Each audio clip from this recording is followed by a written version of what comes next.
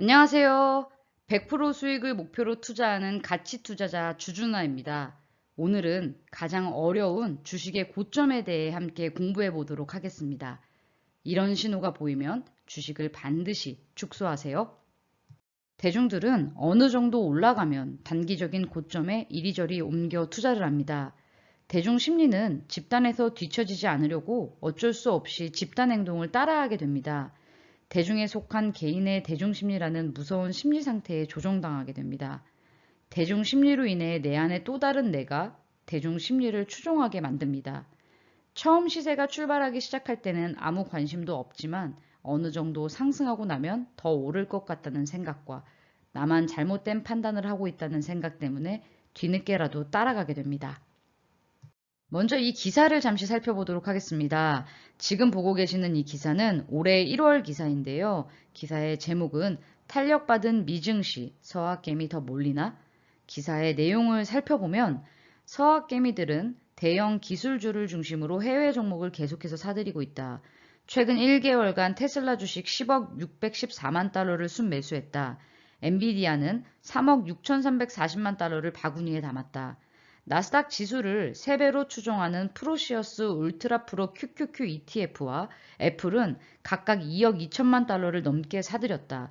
마이크로소프트도 1억 5,825만 달러를 더 매수했다.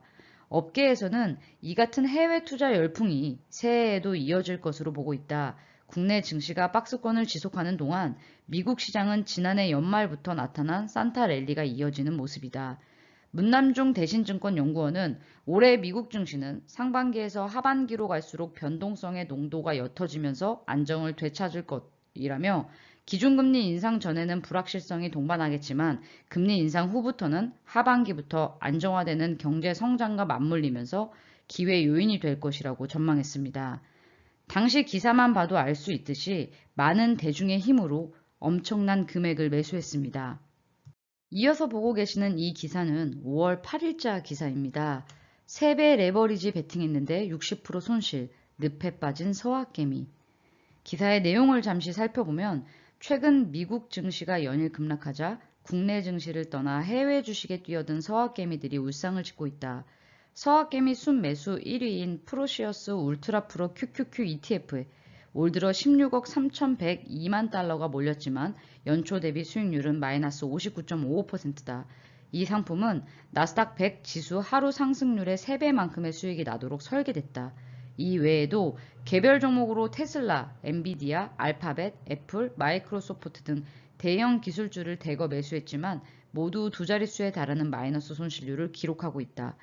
월가에서는 미 증시의 추가 하락을 점치는 목소리도 나오고 있다. 모건 스탠리는 최근 S&P 500 지수가 3,800까지 떨어질 수 있고 최악의 경우 3,460까지 내려올 수 있다고 내다봤다. 이는 주요 투자 은행들이 내놓은 연말 목표치 중 가장 낮은 수치다. 지금 국내 시장뿐만 아니라 미국 시장에 투자한 서학 개미들도 코인 시장도 마찬가지로 고통스러운 시간을 보내고 있다는 기사들을 쉽게 찾아볼 수 있습니다. 대중심리의 국어사전의 뜻은 많은 사람들이 모였을 때 자제력을 잃고 쉽사리 흥분하거나 다른 사람이 연동에 따라 움직이는 일시적인 특수한 심리 상태를 의미합니다. 투자를 시작하면서 대중의 심리에 따라다니지만 않는다고 하더라도 큰 손해를 피할 수 있습니다. 나스닥 차트를 보면 나스닥 지수는 장기적으로 꾸준히 우상향해 왔습니다. 그렇기 때문에 많은 사람들이 나스닥 지수에 투자를 해서 큰 수익을 받고 그 수익으로 인해 나스닥 투자에 열을 올렸습니다. 하지만 많은 사람이 열을 올릴 때는 조정의 기간이 찾아올 가능성이 있다는 것을 항상 기억해야 합니다.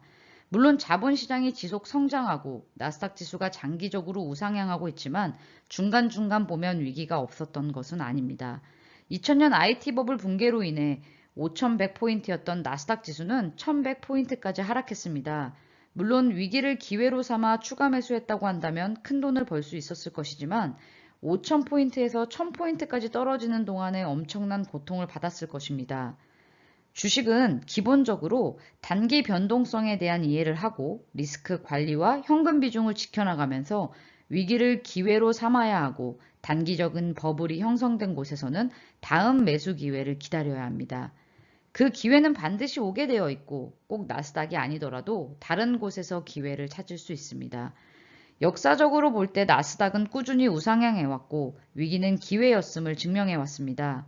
이번에 얼마까지 조정을 받을지 신이 아니면 아무도 알 수 없습니다. 하지만 자본시장의 성장을 믿는다면 위기를 기회로 삼아야 하고 그 위기가 발생한다면 그때 적극적으로 매수해야 합니다. IT 버블로 인해 나스닥이 5분의 1 토막 나는 동안 코스피 지수는 이와 반대로 상승하는 시기였습니다. 우리는 미래를 알 수 없기 때문에 지금 주식이 저평가되어 있는지 고평가되어 있는지 현재 가격만으로 평가할 수밖에 없고 이 한계를 명확히 인지하고 있어야만 주식시장에서 살아남을 수 있습니다. 주식시장에서 이미 수익률이 좋은 자산을 추종하기보다는 그동안 소외받아 수익률이 가장 좋지 않았던 종목을 찾는 것이 대안이 될 수도 있습니다. 대중의 심리로 인해 고점을 형성하고 현재는 조정으로 인해 힘든 시간을 보내고 있는 국내 종목들을 살펴보도록 하겠습니다. 첫 번째로 보시고 있는 종목은 네이버입니다. 네이버는 정말 인기 있는 국민 주식이었습니다. 주변에서도 월급을 타면 네이버를 사야 한다고 하는데 나도 네이버 사도 되냐고 묻는 친구들도 많았습니다. 네이버는 플랫폼 기업으로 성장주에 속합니다. 네이버나 카카오의 경우 우리나라 플랫폼을 독점하고 있는 기업임에는 분명하며 차트 또한 꾸준히 우상향하는 모습입니다. 단지 차트를 길게 보면 고점에서 매수하게 되면 반토막, 심하게는 3분의 1 토막까지 조정을 받았습니다. 아무리 장기 우상향하고 지속적으로 성장하는 기업이라 하더라도 현재 주가가 성장성을 반영하여 거래되고 있어 주가의 가격이 메리트가 없다면 급하게 매수하기보다는 조정받으면서 눌림목을 깊게 형성할 때 다시 관심 갖는 것이 좋다고 말씀드리고 싶습니다.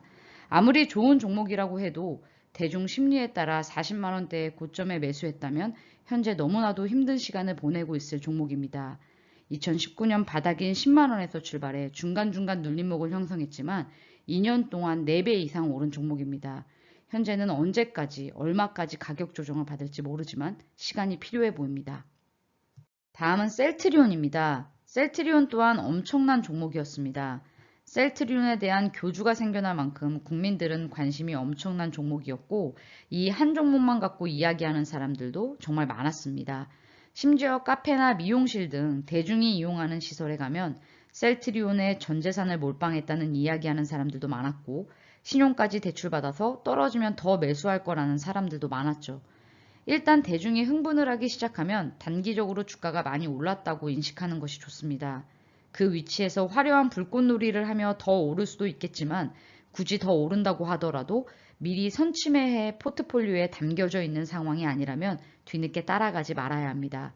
반대로 그런 흥분의 보유자들은 매도로 기회로 삼아야겠죠. 차트상으로 고점에 매수했다면 지금은 반토막이 난 상황입니다. 대중의 인기가 있는 종목들을 함께 공부하면서 대중들이 관심이 없을 때 매수해 대중의 인기를 활용해 매도하는 매매를 해야 한다는 사실을 배울 수 있습니다. 대중의 심리를 따라 너무 매수하고 싶다면 정말 한 주만 매수하면서 주가의 추이를 살피는 것도 큰 돈을 잃지 않고 투자를 배울 수 있는 공부 방법 중에 하나입니다. 대중과 반대로 행동한다는 것 자체가 큰 용기가 필요하고 어려운 일입니다. 하지만 그렇게 해야만 계좌를 지킬 수 있다는 것을 명심하고 항상 정신을 똑바로 차리고 있어야 대중 심리에 조정당하지 않을 수 있습니다. 최고의 투자자이자 영혼의 투자자로 월스트리트에서 가장 존경받는 인물 존 템플턴은 가치 투자자로 성공한 투자자입니다. 존 템플턴의 가치 투자 전략의 책에 보면 이러한 구절이 있습니다. 첫째, 금융 관련 신문을 읽거나 전문 투자자가 출연하는 TV 프로그램을 보면 증시의 변동성에 대해 부정적인 견해를 가진 사람들이 많다는 사실을 알 수 있다. 하지만 지금까지 살펴본 바와 같이 변동성이야말로 주식에서 저렴하게 매입할 수 있는 기회를 제공해주는 가장 중요한 요소다. 변동성이 크면 클수록 저렴한 주식을 찾을 수 있는 기회가 더 많아진다. 당신이 저렴한 주식을 매수하는 투자자라면 변동성은 당신의 친구이고 당신이 인기 있는 주식을 매수하는 투자자라면 변동성은 당신의 적이다. 둘째, 증시의 부정적인 시각이 팽배해 있고 기업의 가치와 주가가 많이 다르다면 박앤헌터에게는 절호의 기회다. 기업의 가치에 비해 주가가 낮은 것은 주식이 헐값에 매도된다는 의미고 이 경우 주가는 더 떨어질 수 있다. 투자자들은 주식이 인기가 없을 때 시장에 내다판다. 주식은 기업의 문제에 봉착했고 그 사실이 일반에게 알려졌을 때 인기가 없어진다. 당신이 박앤헌터라면 문제가 무엇인지 정확히 파악하고 기업에 끼치는 영향을 면밀하게 조사해야 한다. 현명한 투자자라면 기업이 수익을 내고 유지되고 있다면 경영을 계속 존재로 생각하고 기업의 미래에 대한 확신을 갖고 있다면 한 분기의 수익이 적자라고 해서 누군가 매도하는 주식을 그냥 두지 않을 것이다. 이러한 상황은 항상 발생할 수 있기 때문에 인내심을 가지고 기다리는 박앤헌터에게는 언제나 수익을 창출할 수 있는 기회가 찾아온다. 마지막으로 박앤헌터로서 당신의 잠재 수익은 주식시장을 얼마나 비관적으로 바라보느냐로 결정된다. 전망이 나쁘면 나쁠수록 수익률은 더 높다. 최고로 비관적일 때 투자하라는 이유가 바로 여기에 있다. 증시가 극도로 비정상적일 때 이 비정상적인 견해를 이용해 투자해야 한다. 물론 이러한 사고방식이 반직관적이라 생각할 수도 있다. 인간의 본능은 항상 최선의 것만을 추구하려고 하기 때문이다. 하지만 박앤헌터로서 당신은 부정적인 견해를 야기하는 상황이 일시적이면서도 가장 비관적인 종목들을 찾아 나서야 한다. 투자를 하면서 성공 투자로 가기 위해서는 꼭 기본 서적들을 읽고 실전 투자에 접목시키면서 천천히 연습을 해나가야 합니다. 참 많은 성공 투자자들의 서적이 있습니다. 물론 책을 읽다 보면 다르게 표현되어 있지만 같은 이야기를 하는 부분들도 많이 있다는 것을 느낄 수 있으실 겁니다. 그런 부분들은 대뇌이며 머릿속에 완전히 세뇌될 때까지 기억해야만 우리는 실수를 반복하지 않을 수 있습니다. 주식시장은 간단한 원리를 갖고 성공 투자를 할 수 있는 곳이지만 절대로 쉽지 않은 곳입니다. 주주나의 자료는 참고 자료이며 투자의 책임은 본인에게 있습니다. 시장의 상황에 따라 의견이 변동될 수 있다는 점을 꼭 기억하셔서 신중하게 매매하세요. 앞서 읽어드렸던 책에서처럼 시장은 비관적이고 비관적인 시장에서 좋은 종목을 발굴해 투자를 이어나가야 합니다. 오늘은 제가 판단하기에 가치 대비 저렴하게 거래되고 있다고 판단되는 종목을 함께 공부해 보도록 하겠습니다. 가치 대비 저렴한 종목이라고 하더라도 어떻게 접근하는지에 따라 계좌의 상황은 바뀔 수 있습니다.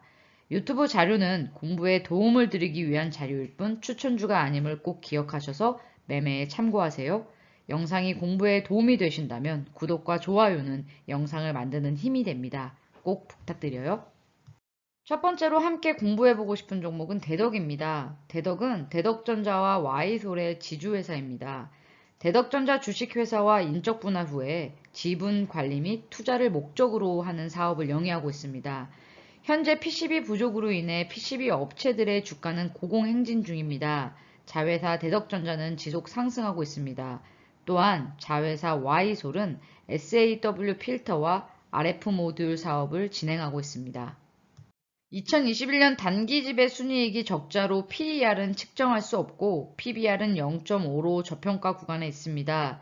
실적이 작년에 좋지 않았지만 대덕전자와 Y솔 모두 실적이 개선될 것으로 기대되는 만큼 올해 실적은 개선될 수 있을 것으로 파악하고 있습니다.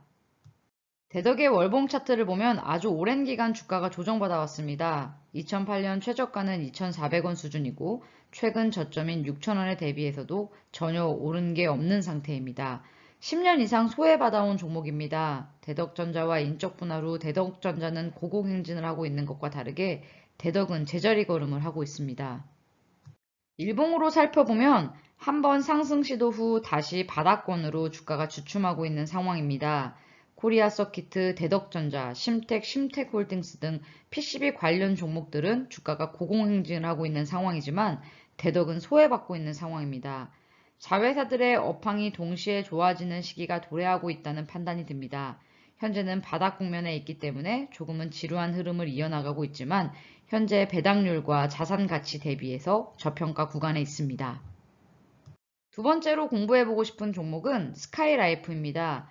위성방송 서비스를 목적으로 설립되어 국내 최초로 H264 기반의 다채널 HD를 사업화하여 국내 HD 방송 서비스 시장을 선도하는 업체입니다. 스카이라이프는 그동안 특별한 모멘텀이 없어 주가가 지지부진한 상태를 이어가는 상황이었습니다. 스카이라이프는 위성방송 서비스 사업과 유선방송 서비스 사업, 스카이라이프 TV를 통해 채널 제공, 콘텐츠 제작을 진행하고 있습니다.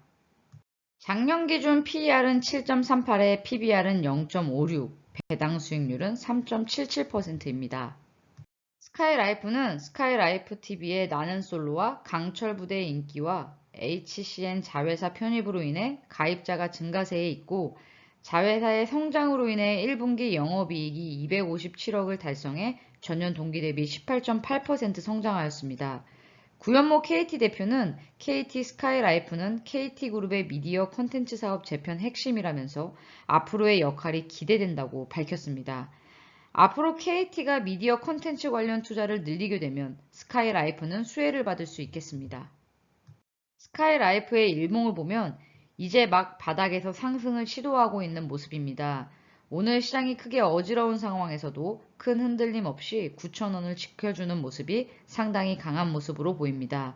그동안 실적에 대한 모멘텀이나 회사에 큰 비전이 없었던 것이 주가의 걸림돌이었다면 이제는 미디어 사업 부분과 방송 서비스 사업의 가입자 수 증가는 주가에 탄력을 불어넣을 수 있는 모멘텀이 될 수 있습니다.